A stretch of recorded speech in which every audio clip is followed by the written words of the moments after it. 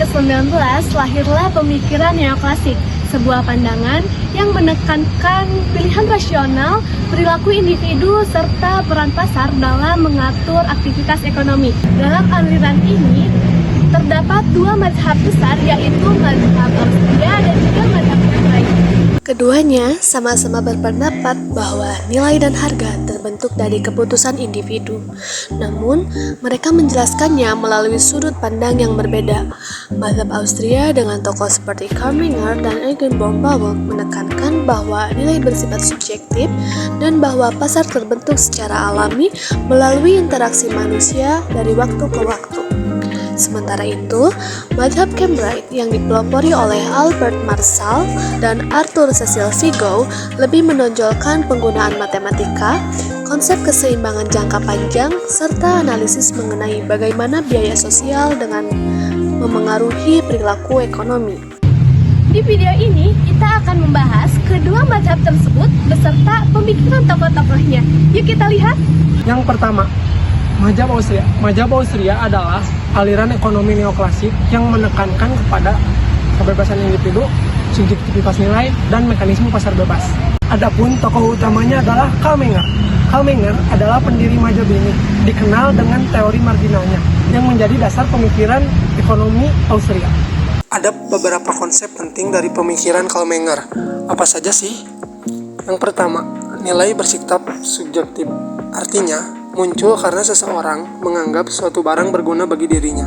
Kedua, ia memperkenalkan konsep teori guna batas atau marginal utility, yaitu manfaat tambahan yang diperoleh ketika seseorang menambah suatu unit barang. Yang ketiga, Menger menjelaskan bahwa harga terbentuk dari keputusan individu, bukan semata-mata biaya produksi. Yang keempat, ia menekankan individualisme metodologis, yaitu analisis ekonomi harus berangkat dari tindakan dan individu. Melalui pemikirannya, Karl Menger membawa perubahan besar dalam teori ekonomi modern dan menjadi pelopor utama terlahirnya mazhab Austria. Selanjutnya ada pandangan Eugen von Bauer. Siapa itu von Bauer? Ia adalah seorang profesor, ekonom, dan menteri keuangan Austria. Ia juga merupakan murid dari Karl Menger yang berperan penting dalam memperluas dan menyempurnakan teori mazhab Austria, terutama dalam hal teori nilai, modal, dan suku bunga. Lalu bagaimana sih pandangan von Bauer dalam mazhab ini? Adapun pandangan dan kontribusi utama, yang pertama itu ada teori modal atau capital teori. Von Bauer menjelaskan bahwa produksi membutuhkan waktu dari bahan mentah hingga barang jadi. Proses yang lebih panjang biasanya lebih produktif karena melibatkan penggunaan modal dan teknologi yang lebih maju. Jadi, modal adalah hasil dari penundaan konsumsi sekarang demi hasil yang lebih besar di masa depan. Yang kedua, itu ada teori bunga atau interest theory. Ia menolak pandangan klasik bahwa bunga muncul dari produktivitas modal. Menurutnya, bunga muncul karena adanya preferensi waktu, time preference. Jadi manusia lebih menghargai barang sekarang daripada barang di masa depan. Contoh, seseorang lebih memilih menerima 1 juta hari ini daripada jumlah yang sama setahun lagi, karena ia bisa segera memanfaatkannya.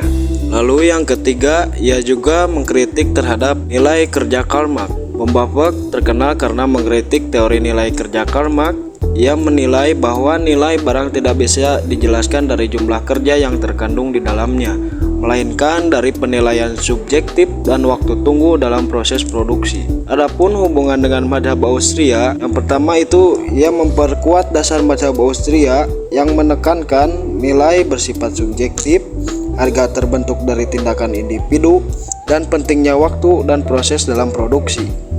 Selanjutnya adalah mazhab Cambridge. Mazhab ini merupakan aliran neoklasik yang lahir di Universitas Cambridge, Inggris, dengan tokoh utamanya yaitu Albert Marshall dan Arthur Cecil Figo. Bagaimana sih pandangan kedua tokoh tersebut? Yang pertama, Albert Marshall. Harga keseimbangan ditentukan oleh interaksi permintaan dan penawaran. Marshall menjelaskan bahwa harga di pasar terbentuk dari pertemuan antara jumlah barang yang ingin dibeli dan jumlah barang yang ingin dijual.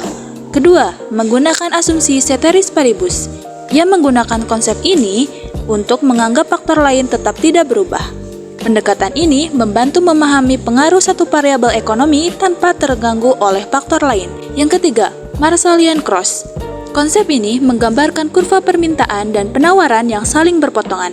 Titik potongnya menunjukkan harga dan jumlah barang yang seimbang di pasar. Lalu tokoh yang selanjutnya ada Arthur Cecil Pigou.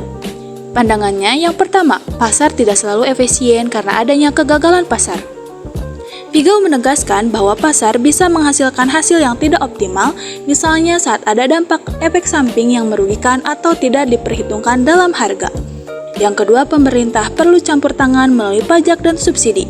Untuk mengatasi kegagalan pasar, Pigou menilai pemerintah perlu ikut campur, misalnya memberi pajak untuk mengurangi perilaku negatif dan memberi subsidi untuk mendorong kegiatan yang positif. Yang ketiga, mengembangkan konsep eksternalitas. Eksternalitas adalah dampak biaya atau manfaat yang dirasakan oleh orang lain di luar pelaku transaksi. Dampak ini bisa positif atau negatif. Dalam struktur ekonomi, pasar monopolistik merupakan salah satu bentuk persaingan tidak sempurna.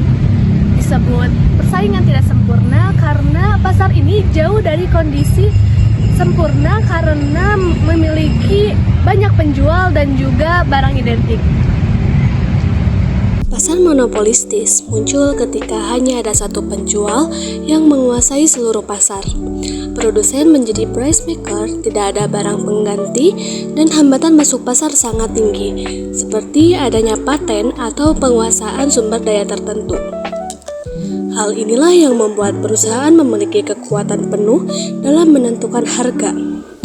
Ciri-cirinya meliputi satu penjual, banyak pembeli, tidak adanya substitusi, informasi pasar yang tidak seimbang, serta kurva permintaan yang menurun. Dampaknya dapat bersifat positif maupun negatif. Di satu sisi, produksi bisa lebih efisien dan hanya dapat stabil. Namun di sisi lain, konsumen sering menghadapi harga yang lebih tinggi, pilihan yang terbatas, dan inovasi yang berjalan lebih lambat. Contoh dari pasar monopolistis dapat kita lihat pada PLN, PDAM, atau perusahaan farmasi yang memiliki hak paten atau produk tertentu.